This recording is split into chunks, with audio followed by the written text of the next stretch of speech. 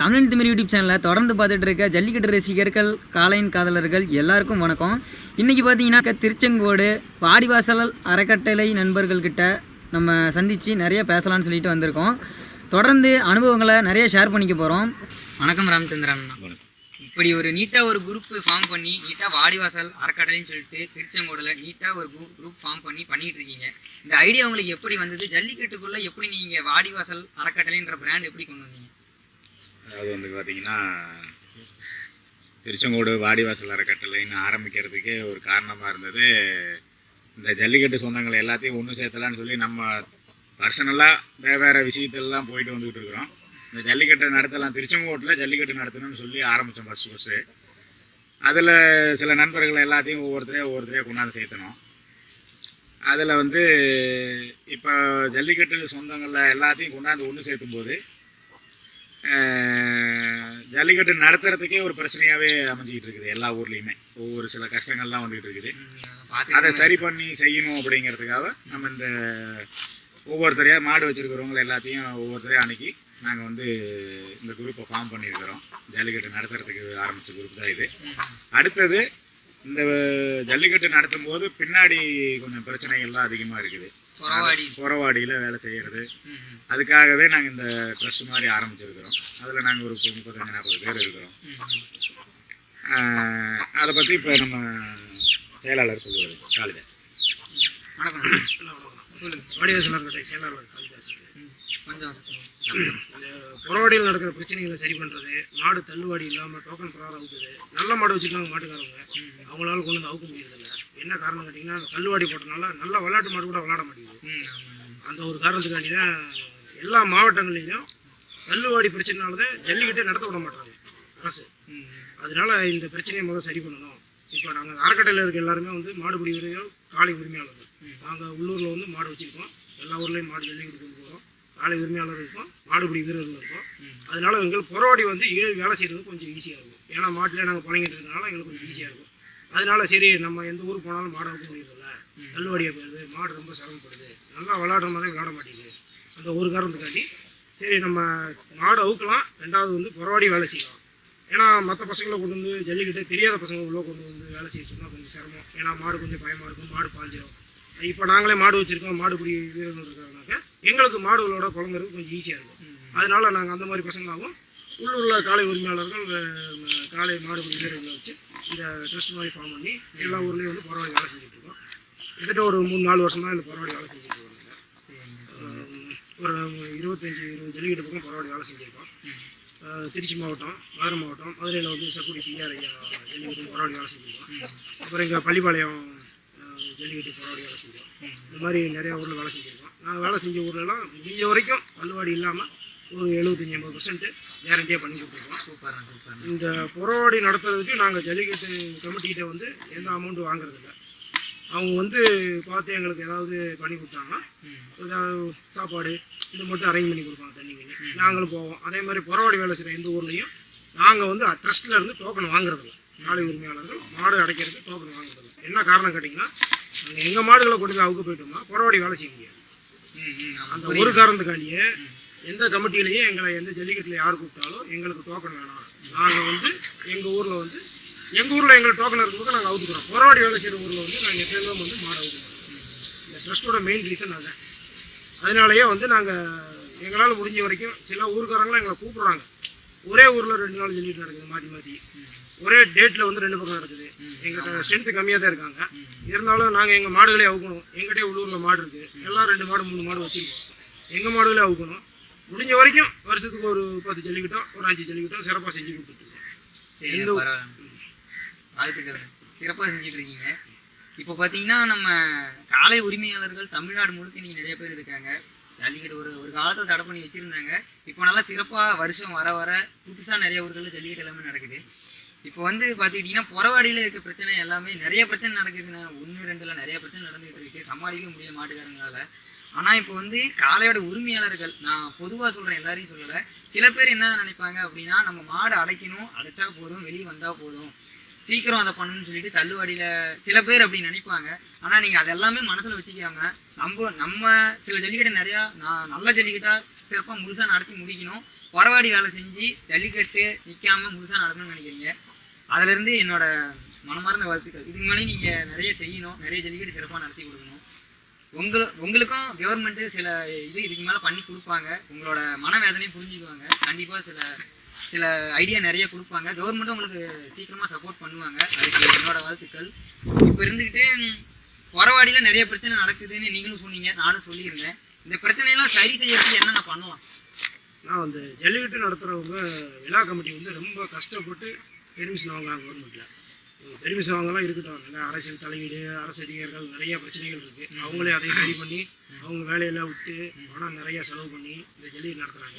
நடத்துகிறவங்க கொஞ்சம் டயத்துக்கு மாடு வைக்கலாம். அதாவது ஒரு 9-9:30 மணிக்கு மாடு வைக்கிறவங்க ஒரு 8 மணிக்கு வைக்கலாம். அரசு அதிகாரிகள் வந்தாங்கன்னா யாருக்காண்டி வெயிட் பண்ணாமல் மாடு பின்னாடி மாடு ஏற்றிட்டு வரவங்க தண்ணி இல்லாமல் சாப்பாடு இல்லாமல் ஒரு நாள் தூக்கம் இல்லாமல் வந்து நிற்கிறாங்க. அது பாவம். அதுக்காண்டி அவங்க 8 மணிக்கு ஸ்டார்ட் பண்ணிட்டாங்கன்னா அவங்க ஒரு 4 மணிக்குள்ள கவர்மெண்ட் கொடுக்குற டயத்துக்குள்ளே அவங்க கொடுக்குற ஒரு அளவான ஒரு 500 டோக்கன் 600 டோக்கன் கொடுத்தாங்கன்னா ஓகே. இவங்க என்ன பண்ணுறாங்கன்னா பொருட்செலவு அதிகமாக பண்ணுறதுனால நிறையா டோக்கன் வந்து ஸ்பான்சர்ஸ் பிடிக்க வேண்டியதாக இருக்குது. அவங்களுக்கும் டோக்கன் கொடுக்க வேண்டியதாக இருக்குது. அந்த ஒரு காரணத்துக்காண்டி டோக்கன் ஒரு 1000 டோக்கன் கொடுத்துட்றாங்க.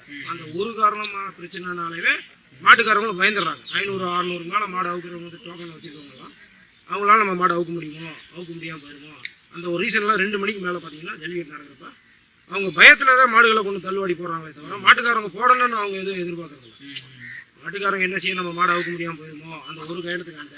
அதனால் அந்த விழா கமிட்டிக்காரங்க கொஞ்சம் அளவான டோக்கன் அடிச்சுக்கிட்டு கொஞ்சம் நேரமாக மாடுகளை அவுத்துட்டாங்கன்னா இன்னும் கொஞ்சம் டைம் கிடைக்கும். பின்னாடி இருக்கிறவங்க கொஞ்சம் மாடு அவுத்துக்குவாங்க. மாடு நல்லா சிறப்பாக விளாண்டு வரும். மாட்டுக்காரங்க கொஞ்சம் ஒத்துழைப்பு கொடுக்கணும். அதிகமான டோக்கன் இருந்தாலும் அவங்க கொஞ்சம் அதை பார்த்து வாங்கிக்கிற வேண்டியதான். ஏன்னா 900 கொடுக்குறாங்க 800 கொடுக்குறாங்கன்னு கமிட்டியும் கோச்சிக்கூடாது. அவங்களும் அதுக்கேற்ற மாதிரி அட்ஜஸ்ட் பண்ணி சரி நம்ம இருக்கா டயத்துக்கு அவுத்துக்கலாம். ஏதாவது கமிட்டியில் கொஞ்சம் போய் கேட்கலாம். நான் கொஞ்சம் வேகமாக ஜல்லிக்கட்டு நடத்த ஆரம்பிச்சிட்டிங்கன்னா எங்கள் மாடுகள் நாங்கள் அவுத்துக்கிறோன்னா இதெல்லாம் நம்ம டோக்கன் கொடுத்துருக்கீங்க அப்படின்னு நம்மளே அட்ஜஸ்ட் பண்ணி போய்க்கிற வேண்டியது. ஏன்னா ரொம்ப அரசு பல விதிகள்லாம் போட்டிருக்காங்க. கவர்மெண்ட்டும் நம்மளுக்கு எவ்வளோ ஒத்துழைக்கும், நம்மளும் கொஞ்சம் கவர்மெண்ட்டுக்காண்டி ஒத்துழைச்சாதான் இந்த பிரச்சனை இல்லாமல் நல்லபடியாக நடத்த முடியும். சரிண்ணே. இப்போ வந்து ஒரு ஜல்லிக்கட்டுனா முன்ன வந்து 600-700 மாடு கிட்ட நடந்துருந்துச்சு. இப்போ வந்து 1000 டோக்கன் ரெடி பண்ணிடுறாங்க. ஒரு ஜல்லிக்கட்டு நடக்குது அப்படின்னா 1000 டோக்கன் போன அனௌன்ஸ் பண்ணிடுறாங்க. 1000 டோக்கன் கொடுத்துட்றாங்க. ஆனால் 1000 டோக்கன் கொடுத்தும் மாடு 500-600-700 இவ்வளோதான் அடைக்க முடியுது சில ஜல்லிக்கட்டில். அதோட இப்போ வந்து அவ்வளோ டோக்கன் அரேஞ்ச் பண்ணுறதுனாலையும் ஒன்றும் பண்ண முடியாது. ஏன்னா 1000 டோக்கன் வரைக்கும் மாடும் கொண்டு வந்துடுறாங்க. மாடு கொண்டு வந்துட்டு 550-600-700 மாடு அடைக்க முடியுது. சில பல ஜல்லிக்கட்டில் வந்து தள்ளுவாடி போட்டுறாங்க முடியாத பட்சத்தில். இப்போ வந்த மாடுகள் ரிட்டர்ன் போயிடுது. எல்லாமே மனக்கஷ்டத்தோடு போகிறாங்க. மாட்டோட உரிமையாளர் நிலைமையும் நம்ம புரிஞ்சுக்கணும். அதனால் இப்போ வந்து டோக்கன் 1000 டோக்கனு அடிச்சுமே இப்போ வந்து 500-600 மாடு தான் அடைக்க முடியுது. அதுக்கு சிறப்பாக ஒரு விளக்கம் கொடுத்தீங்க. அடைக்க முடிகிற மாட்டுக்கு டோக்கன் இவ்வளோ ஃபிக்ஸ் பண்ணிடலாம் அப்படின்னு விளக்கம் கொடுத்தீங்க. நல்லா நீட்டாக பேசுனீங்க. பரவாயில்ல. கவர்மெண்ட் இந்த இதை கண்டிப்பாக ஒரு நாள் பண்ணணும். நானும் ஒரு நாள் சொல்லணும்னு நினச்சிட்டு இருந்தேன். இப்போ வந்துட்டு இப்போ ஆன்லைன் டோக்கன் சில இப்போ ரீசெண்டாக கொண்டு வந்தாங்க கொஞ்சமாக. இப்போ ஒரு சிலர் மாட்டோட உரிமையாளர்கள் என்ன பண்ணுறாங்க அப்படின்னு பார்த்தீங்கன்னா வேணாம் அப்படின்னு சொல்கிறாங்க. ஒரு மாட்டோட உரிமையாளர்கள் அப்படின்னு கண்டுக்காமல் விட்டுறாங்க. இதோட உங்கள் கருத்து என்ன இதை பற்றி? அதுங்க விவசாயன்றது வந்து முன்னொரு காலத்தில் படிக்காதவங்க தான் பண்ணிட்டு இருந்தாங்க. அவங்க மட்டும்தான் ஜல்லிக்கட்டு மாடு வச்சுருந்தாங்க. இப்போ ஜல்லிக்கட்டு மாடு வச்சுருந்தாலும் படிக்க தெரிஞ்சால் தான் ஆன்லைனில் படிக்க முடியும். அந்த சூழ்நிலை வந்துச்சு. இப்போ ஜல்லிக்கட்டு மாடு வச்சிருக்க எல்லாருமே இன்ஜினியரிங் முடிச்ச பசங்க இருக்காங்க, ஐடி ஃபீல்டில் ஒர்க் பண்ணுறவங்க இருக்காங்க, கவர்மெண்ட் ஆஃபீஸர்ஸ் இருக்காங்க. அதாவது படிக்காத பாமர மக்கள் தான் ஒரு 50 வருஷம் முன்னாடி ஜல்லிக்கட்டு மாடு வச்சுருந்தாங்க. அதாவது விவசாயிகள், படிக்காத பாமரங்களில் விவசாயிகள் பண்ணி படித்தவங்க இருக்காங்க, ஜல்லிக்கட்டு மாடு வச்சுருந்து படித்தவங்க இருக்காங்க. ஆன்லைன் ஸ்கீம்ன்றது நல்ல ஸ்கீம் தான். அதாவது ஒரு பெரிய ஊரில் பார்த்தீங்கன்னா இப்போ அழகானூர்லாம் நாங்கள் நாமக்கல் மாவட்டத்தில் இருக்கோம். எங்களுக்குலாம் டோக்கன் நாங்கள் வந்து சிபாரிசில் கிடைக்காது. ஆன்லைனில் போட்டால் எங்களுக்கு ஏதாவது ஒரு 2 டோக்கன் கொடுப்போம். எங்கள் சரௌண்டிங்கில் இருக்கிற 2 மாடு, சரி நாமக்கல்லேருந்து 2 மாடு வந்திருக்கு, சேலத்துலேருந்து 2 மாடு வந்திருக்குன்னா எங்களுக்கு சந்தோஷமாக இருக்கும். ஆனால் ஆன்லைன் பதிவில் என்ன ரிஸ்க்குன்னா அதில் ரெக்கமெண்டேஷன் போகுது. இது வரைக்கும் நடந்த இந்த வருஷம் 2024 நடந்த எல்லா ஜல்லிக்கட்டுலையுமே ஒரு சில மாடுகள் மட்டும் எல்லா ஜல்லிக்கட்டில் கலந்துச்சு. நாங்கள் எல்லா ஊருக்கும் இப்போ நாமக்கல் திருச்செங்கோட்டில் எங்களோட ட்ரஸ்ட்டில் வந்து கிட்டத்தட்ட ஒரு 18 மாடு இருக்குது. திருச்செங்கோட்டில் மட்டும் 18 மாடு எங்கள் ஏரியாவில் வச்சுருக்கோம். எங்கள் ட்ரஸ்ட்டில் பசங்க வச்சுருக்காங்க, மாடுபிடி வீரர்கள் இருக்காங்க. இவங்க எல்லாருமே பதிஞ்சாங்க. 5-6 ஜல்லிக்கட்டுக்கு பதிஞ்சாங்க. யாருக்கு ஒரு டோக்கன் கொடுக்கல. அது என்ன ரீசன்னு தெரியல. அது கவர்மெண்ட்டு சரி பண்ணி கொடுத்தாங்கன்னா பரவாயில்ல. ஆன்லைன் டோக்கன் வேணாம்னாலும் ஓகே, இந்த ஆன்லைன் டோக்கனை சரி பண்ணாலும் சரி ஓகே. இப்போ முன்னொரு காலத்தில் என்ன பண்ணாங்கன்னு பார்த்தீங்கன்னா இந்த ஆன்லைன் டோக்கன் மட்டும் கிடையாது, டோக்கனுன்றதே கிடையாது. முதல்ல ஜல்லிக்கட்டு பாரம்பரியமாக வளர்ந்துட்டு வரப்பயே இப்போ வந்து பாக்குன்றது ஒன்று இருந்துச்சு. உங்களுக்கு எல்லாத்துக்கும் கண்டிப்பாக தெரிஞ்சிருக்கும். வட மஞ்சு விரட்டாகட்டும், ஜல்லிக்கட்டு ஆகட்டும், மஞ்சு விரட்டாகட்டும், இப்போ கூட சில உலகங்கள் நடந்துட்டு தான் இருக்கு. இது எல்லாமே மாற்றி மாற்றி கொண்டு வராங்க. இது மாத்துறது பரவாயில்லன்னு நினைக்கிறீங்களா, இல்லை வேண்டும்னு உங்களோட கருத்தா, வேண்டாங்கிறது உங்க கருத்தா? உங்க கருத்து என்னன்னு சொல்லுங்க அதை பற்றி. அதாவது எங்கள் கருத்து வந்துங்க, ஜல்லிக்கட்டுக்கு வந்து டோக்கன்ற முறையே வேணாம். இப்போ வந்து நாமக்கல் மாவட்டத்தில் கிட்டத்தட்ட ஒரு 14-15 ஊர் ரெக்கார்டு இருக்குது ஜல்லிக்கட்டு. இதை வந்து ஓப்பன் பண்ணி விட்டிங்கனாவே இருக்கவங்க ஆட்டோமேட்டிக்காக எல்லா ஜல்லிக்கட்டில் அவங்க மாடு அடிச்சிட்டு வருவாங்க. அப்படின்றப்போ அவங்க வேறு ஊருக்கு போக மாட்டாங்க. இப்போ நாமக்கல் டிஸ்ட்ரிக்டில் இருக்கோம், நாமக்கல் டிஸ்ட்ரிக்டில் மாடு அடிச்சிருவாங்க. திருச்சி டிஸ்ட்ரிக்டில் இருந்து திருச்சியில் அடிச்சிருவாங்க. அவங்க ஊரில் வந்து ஜல்லிக்கட்டுகள் குறைய போய் சரி மாடு வச்சுருக்கோம், வருஷம் பூரா செலவு பண்ணுறோம், எங்கேயாச்சும் ஒரு 2 ஊரில் அவுத்து பார்த்துக்கலாம் அப்படின்னு. காலை உரிமையாளர்களை பொறுத்த வரைக்கும் எப்போயுமே பரிசுக்காண்டி அவங்க ஊருக்கு பரிசு போடுறதுக்காண்டி மாடு வைக்கிற காரணமே கிடையாது.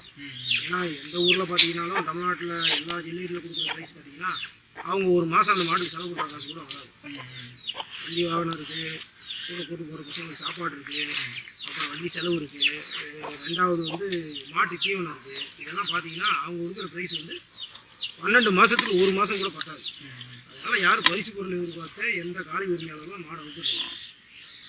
அதனால் என்ன ஆகுதுன்னா, நீங்கள் ஜல்லிக்கட்டை வந்து நார்மலாகவே எல்லா ஊர்லேயும் பெர்மிஷன் கொடுத்துட்டீங்கன்னா அவங்களே நாங்கள் சரி பண்ணி கொடுத்துருவாங்க. புறவாடியும் நாங்களே எங்கள் ஊரில் எந்த ஊரில் யார் கொடுத்தாலும் நாங்களே போய் அவங்களுக்கு நல்லபடியாக சிறப்பாக செஞ்சு கொடுத்துருவோம். சரிங்கண்ணா, இப்போ வந்து அரசு மூலியமாக நிறைய ஜல்லிக்கட்டு நடந்துகிட்டு இருக்கு. சிறப்பாக நிறைய ஊர்கள் நடத்திட்டு இருக்காங்க. புதுசாக நிறைய ஊர்கள்லையும் இந்த வருஷம் ஜல்லிக்கட்டு ஆரம்பிச்சிருக்கு. இப்போ வந்துட்டு இந்த ஜல்லிக்கட்டுல எங்களுக்கு இந்த வசதி பண்ணி கொடுத்தா நல்லா இருக்கும் அப்படின்னு சொல்லிட்டு நீங்கள் என்ன வேண்டுகோள் வைக்கிறதுனா? இதில் வந்து தமிழக அரசு வந்து ஜல்லிக்கட்டை வந்து தடையில்லாமல் நடத்துறதுக்கு உத்தரவு கொடுத்தா போதும். 2வது அதிகமான ப்ரெஷர் கொடுக்குறாங்க ஜல்லிக்கட்டு கமிட்டிக்காரருக்கு. அந்த புறவாடி டபுள் பேரிகார்டு போடுங்க, அதெல்லாம் ஓகே, எங்களுக்கு சேஃப்டி ஒன்றும் பிரச்சனை இல்லை. ஆனால் அரசு மூலமாக ரொம்ப கொடுக்குறாங்க, அதெல்லாம் எங்களுக்கு தேவையில்லை. அதாவது அவங்களுக்கு பெர்மிஷன் நார்மலாக கொடுத்தாங்கன்னா போதும். ரொம்ப ப்ரெஷர் கொடுக்காம கமிட்டியில் இருக்க கம்மியான பட்ஜெட் வச்சு ஜல்லிக்கட்டு வந்து தடைப்பட்டிருந்த காலத்தில் வந்து ஜல்லிக்கட்டு காலை வச்சுருந்தவங்க மாடு அவுக்க முடியாமல் ரொம்ப வேதனைப்பட்டாங்க. அவங்க பிரச்சனையை மனசில் பிடிச்சோ தெரியல, மக்களும் மாணவ மாணவியர்களும் ஜல்லிக்கட்டு போராட்டம் மீட்டு அதை போராட்டத்துக்கு நடத்தி எங்களுக்கு ஜல்லிக்கட்டை மறுபடியும் கொடுத்துருக்காங்க. இந்த ஜல்லிக்கட்டு மக்கள் காப்பாற்றி கொடுத்த ஜல்லிக்கட்டை நாங்கள் தான் பாதுகாக்கணும். அதுக்காண்டி தான் இந்த போராடி பிரச்சனைகளை சரி பண்ணி கொண்டு வந்துட்டு இருக்கோம். 2வது வந்து அரசு வந்து அதிகமான ப்ரெஷர் கொடுக்காம எங்களுக்கு ஓரளவு ஒத்துழைச்சி இந்த காலை மாடுபிடி வீரர்களுக்கு பார்வையாளர்களுக்கு அதிகமான டெபாசிட் கொடுக்குறாங்க.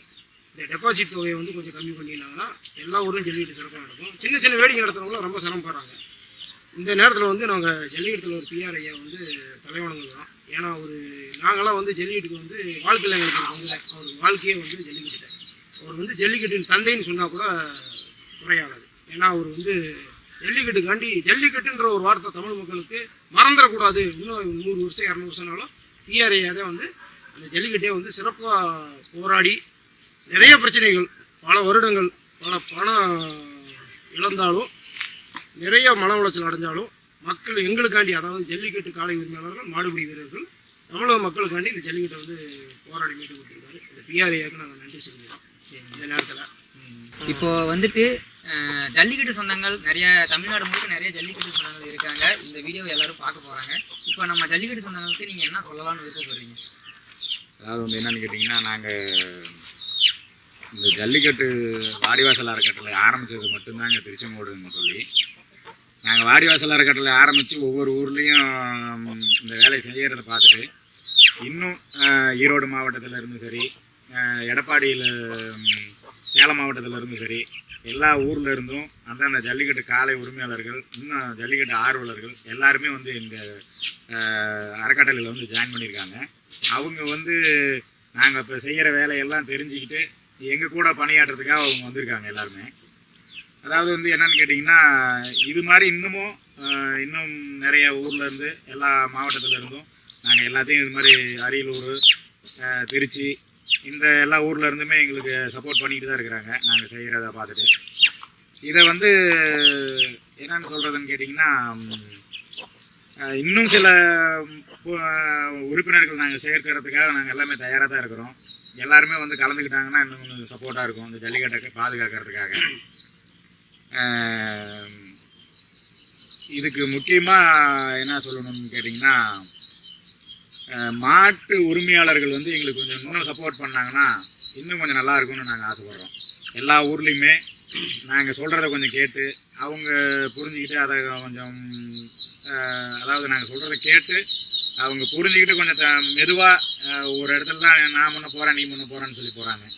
அதை கொஞ்சம் அவங்க சரி செஞ்சாங்கன்னாவே எல்லா ஊர்லேயும் இன்னும் ஜல்லிக்கட்டு சிறப்பாக நடத்தி முடிக்கலாம். ரெண்டாவது விழா கமிட்டிக்காரங்களும் எங்களுக்கு கொஞ்சம் சப்போர்ட் பண்ணணும். ஏன்னா எந்தெந்த ஊரில் இருக்கிற வெளி மாவட்டத்தில் இருந்து நிறைய விழா கமிட்டிக்காரங்களாம் நம்மளுக்கு கூப்பிட்டு வேலை கொடுக்குறாங்க. அவங்க மூலிமா அவங்க ஒரு விழா கமிட்டின்னு அவங்க ஒரு 10 பேர் இருப்பாங்க. அவங்கெல்லாம் எங்களுக்கு கொஞ்சம் சப்போர்ட் பண்ணாங்கன்னா இன்னும் கொஞ்சம் சிறப்பாக விழாவை முடிச்சு கொடுக்கலாம். எல்லாமே மாடு ஒரு 500 மாடு அவுக்கிற இடத்துல இன்னும் ஒரு 200 மாடு சேர்த்து 700 மாடு அவுக்கலாம்.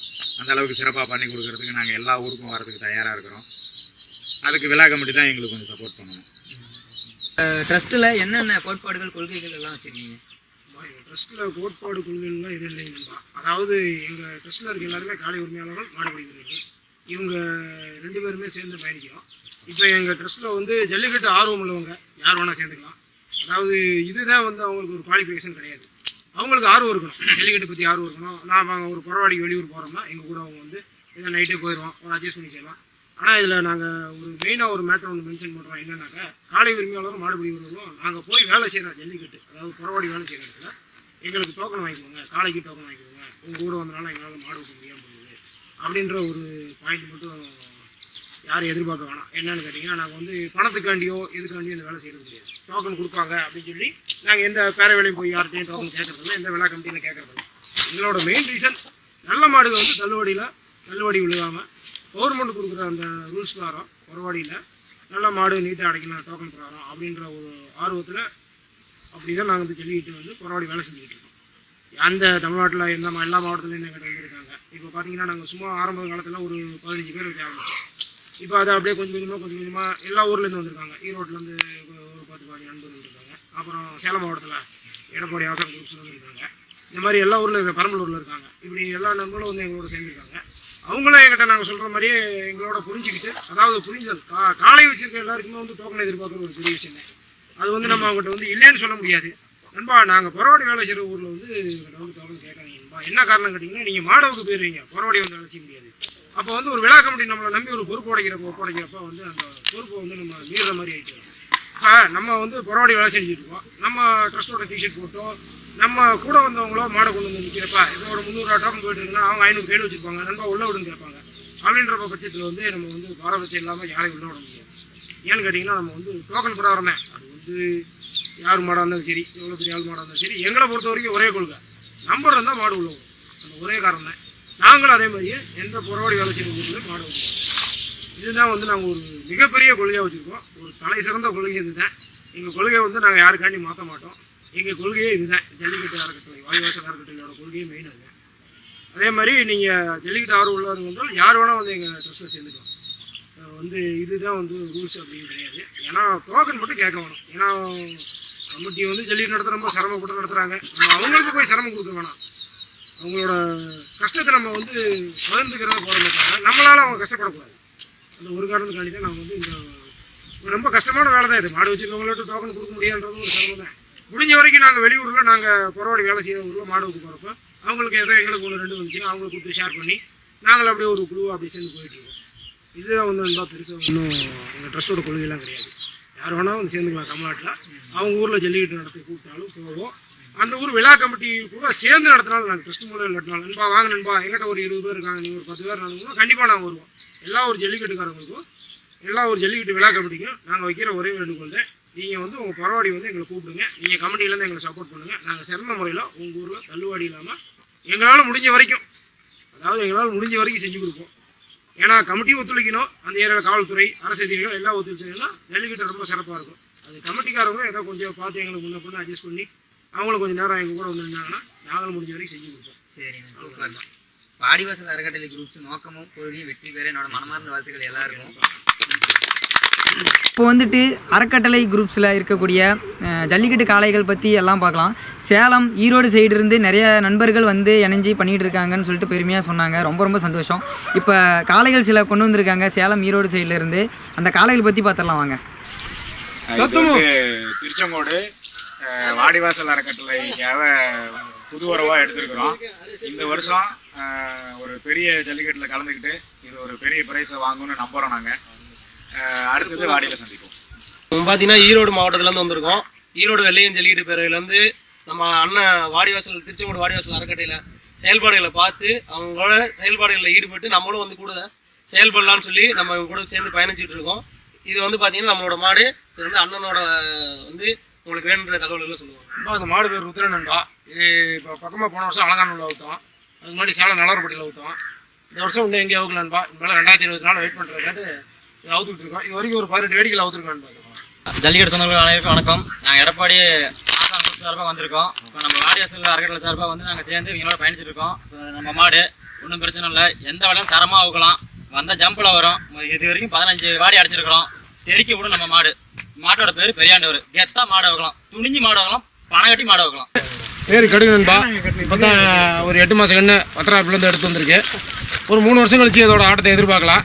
இது அடுத்து வந்து இன்னும் ஒரு பள்ளி படலை. இவர் தான் வாடிவாசல் அறக்கட்டளையில் செல்ல பிள்ளை போதை. இவர் சும்மாவே இருக்க மாட்டார். இவர் எப்பயுமே இப்படி தான். இவருக்கு இன்னும் பள்ளி படலை. இன்னும் 2 வருஷம் கழிச்சு இவரே நல்லா ரிசல்ட் பார்க்கலாம். நல்லா சுத்து மாடாக வருது. அதுக்கப்புறம் இவர் பார்த்தீங்கன்னா இவர் தான் சீட்டி. ரொம்ப சேட்டை பிடிச்சவர், பயங்கர கோவக்காரரு. கிட்ட யாரையும் விட மாட்டார். அப்படிங்களா, மாட்டுக்காரே பக்கத்தில் விடாது. இவர் வந்து இவர் உள்ள பல்லு நண்பா. இதுவும் புது வரது தான். இன்னும் கண்டே கிடக்கு நண்பா. எல்லாம் மாடு கொஞ்சம் வெளியே இருக்குது. நண்பர்கள் எல்லாம் இன்றைக்கி எல்லாம் கொஞ்சம் வெளியே போயிட்டாங்க. சரி நண்பா.